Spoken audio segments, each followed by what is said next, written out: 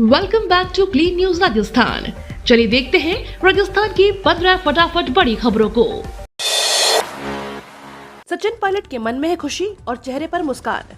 पिछले कुछ दिनों से अपनी कांग्रेस सरकार और मुख्यमंत्री अशोक गहलोत से सवाल पूछने के मामले को लेकर चर्चा में आ रहे राजस्थान के पूर्व डिप्टी सीएम सचिन पायलट अब खुश नजर आ रहे हैं। हाल ही में पायलट का एक ट्वीट सामने आया है जिसमें उन्होंने मन में खुशी और चेहरे पर मुस्कान होने का जिक्र किया है।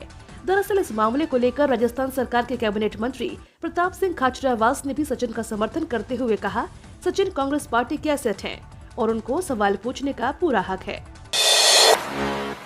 राजस्थान में ज्योतिबा फुले जयंती पर सार्वजनिक अवकाश घोषित, आदेश जारी। राजस्थान में महात्मा ज्योतिबा फुले जयंती 11 अप्रैल पर सार्वजनिक अवकाश घोषित किया है। मुख्यमंत्री अशोक गहलोत द्वारा अवकाश के प्रस्ताव को मंजूरी दी है। अभी तक फुले जयंती पर ऐच्छिक अवकाश दिया जा रहा था। गहलोत ने आमजन की भावना और जनप्रतिनिधियों की मांग को ध्यान में रखते हुए यह निर्णय लिया है।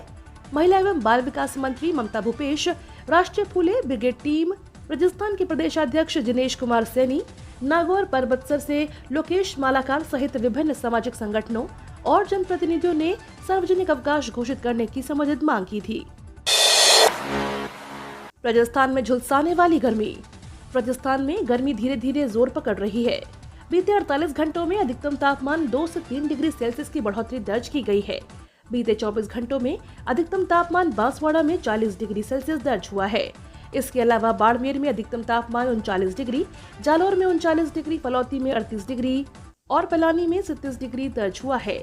मौसम केंद्र जयपुर के अनुसार आगामी 2 से 3 दिनों में सूबे में अधिकतम तापमान 1 से 2 डिग्री सेल्सियस बढ़ने की संभावना है। सूबे के अधिकांश हिस्सों में मौसम शुष्क रहने का पूर्वानुमान है। हालांकि जोधपुर संभाग के कुछ भागों में मौसम खराब रहेगा। मौसम विभाग ने जोधपुर संभाग के कुछ भागों में आंशिक बादल छाए रहने और छुटपुट स्थानों पर गरज चमक के साथ बूंदाबांदी होने के आसार हैं। आज भी जोधपुर और बीकानेर संभाग में मौसम का उलटफेर नजर आएगा। सचिन पायलट के अनशन से समर्थक मंत्री और विधायक रहेंगे दूर। राजस्थान के पूर्व डिप्टी सीएम वसुंधरा राजे सरकार के करप्शन की जांच कराने की मांग को लेकर आज जयपुर में शहीद स्मारक पर अनशन पर बैठेंगे। पायलट समर्थक कार्यकर्ताओं के साथ दिन भर अनशन करेंगे। पायलट ने वसुंधरा राजे के सीएम रहते हुए घोटालों पर कार्यवाही नहीं होने को मुद्दा बनाकर अनशन की घोषणा की है। पायलट अपने अनशन में समर्थक और मंत्रियों और विधायकों के साथ नहीं रखेंगे। मंत्रियों और विधायकों को साथ रखने की जगह आम समर्थकों को साथ रखेंगे। पायलट कैंप की रणनीति किसी भी तरह के शक्ति प्रदर्शन से बचने की है। सूत्रों के अनुसार पायलट नहीं चाहते कि किसी भी तरह का शक्ति प्रदर्शन हो। राजस्थान की सभी 200 सीटों पर चुनाव लड़ेगी सपा। उत्तर प्रदेश की विधानसभा में प्रमुख विपक्षी पार्टी समाजवादी पार्टी राजस्थान विधानसभा चुनाव में भी किस्मत आजमाने जा रही है। समाजवादी पार्टी ने ऐलान किया है कि वो राजस्थान की सभी सीटों पर चुनाव लड़ेगी। इस मामले में जानकारी साझा करते हुए प्रदेश प्रभारी ने रविदास मेहरोत्रा ने कई बड़े वादे किए हैं। समाजवादी पार्टी ने वादा किया है कि राजस्थान में सरकार बनने के बाद किसानों के सारे कर्ज माफ कर दिए जाएंगे। साथ ही समाजवादी पार्टी ने यह भी वादा किया है कि अगर उनकी सरकार बनने पर फ्री बिजली भी दी जाएगी। साल के अंत तक राजस्थान के साथ ही छत्तीसगढ़ और मध्य प्रदेश में भी चुनाव है। उत्तर प्रदेश की प्रमुख विपक्षी पार्टी राजस्थान की सभी विधानसभा सीटों पर चुनाव लड़ने का ऐलान करने के बाद कहा कि राजस्थान में तीसरे विकल्प के तौर पर उभरेंगे और गठबंधन की सरकार बनाएंगे। इस दौरान समाजवादी पार्टी ने कई बड़े दावे किए हैं। हिमाचल के बाद ओपीएस बनेगा विधानसभा चुनाव में मुद्दा। अब तक राजस्थान, छत्तीसगढ़, झारखंड, हिमाचल में ओपीएस लागू हो चुकी है। इसे अब देश के अन्य राज्यों में भी लागू करवाने के लिए इंटर स्टेट फोरम बनाया गया है। देश में कर्नाटक, मिजोरम, मध्य प्रदेश, छत्तीसगढ़, राजस्थान और तेलंगाना में आने वाले दिनों में चुनाव होने वाले हैं। इन चुनावों में कांग्रेस ओल्ड पेंशन स्कीम को बड़ा सियासी मुद्दा बनाने की तैयारी में है। गहलोत समर्थक मंत्री रामलाल जाट का पायलट पर निशाना। राजस्थान में गर्म हवाओं के साथ एक बार फिर से सियासी पारा भी चढ़ने लगा है।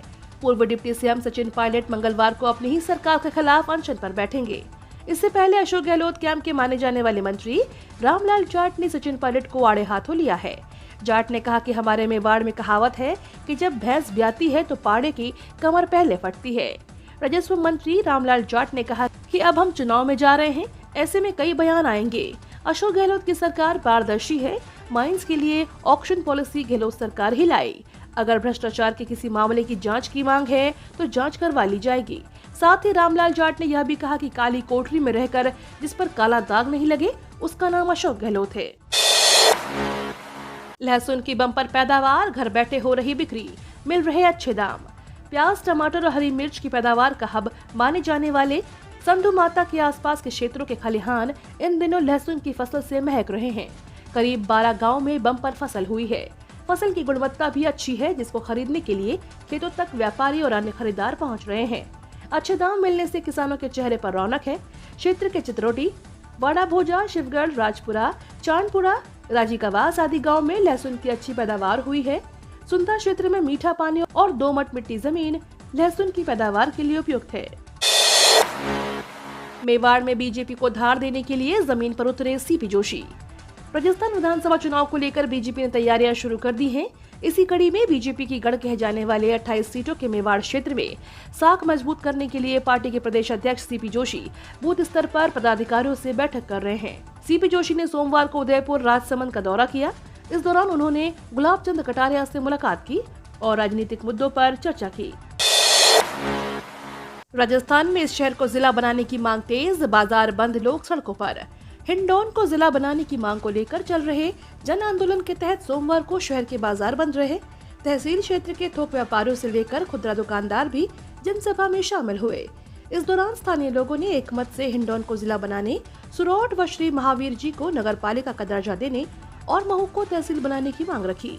उन्होंने विधायक भरोसीलाल जाटव के प्रतिनिधि के रूप में आए उनके पुत्र पंचायत समिति के प्रधान विनोद कुमार जाटव को मुख्यमंत्री के नाम ज्ञापन सौंपा। 40 दिन में 20,542 बदमाश गिरफ्तार, 21 को मारी गोली, 25 की टूटी टांग। पुलिस महानिदेशक उमेश मिश्रा ने कहा कि प्रदेश स्तर पर मार्च माह में अपराधियों के खिलाफ चलाए गए ऑपरेशन वज्र प्रहार के तहत 4% अपराध घटा है। उन्होंने कहा कि यह ऑपरेशन लगातार जारी रहेगा। पुलिस ने इनमें 47 बदमाशों के खिलाफ राजपास एक्ट में इस्तगासा पेश किया है, जिसमें 7 बदमाशों को राजपास में निरुद्ध किया जा चुका है। इसके अंतर्गत अब तक कुल 11,512 हिस्ट्री शीटर में से 2,471 की संपत्ति का रिकॉर्ड संधारण किया गया है और 35 अपराधियों की संपत्ति पर कार्रवाई के लिए IT विभाग व स्थानीय निकायों को सूचित किया है। चीन को अमित शाह का करारा जवाब।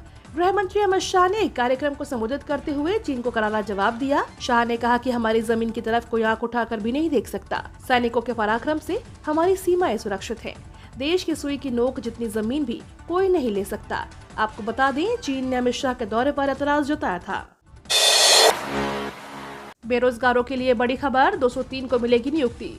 प्रदेश के बेरोजगारों के लिए स्वास्थ्य विभाग से बड़ी खबर आ रही है। चिकित्सा एवं स्वास्थ्य विभाग जल्द ही उप स्वास्थ्य केंद्रों के लिए 203 महिला स्वास्थ्य कार्यकर्ता नियुक्ति करेगा।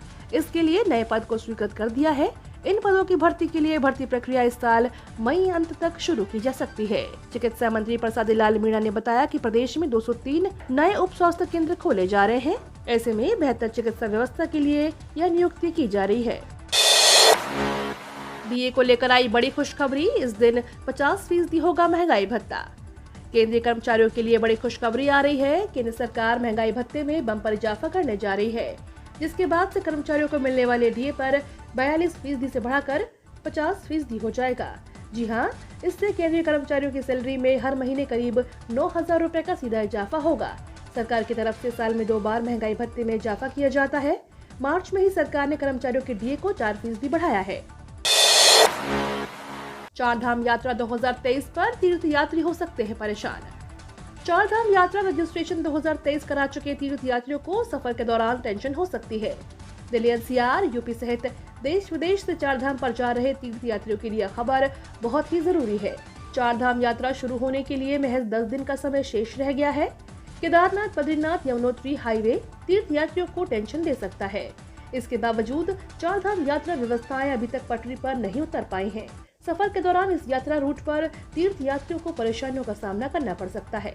यही नहीं, इसी वजह से तीर्थ यात्रियों का सफर आरामदायक होने के बजाय मुश्किलों भरा हो जाएगा।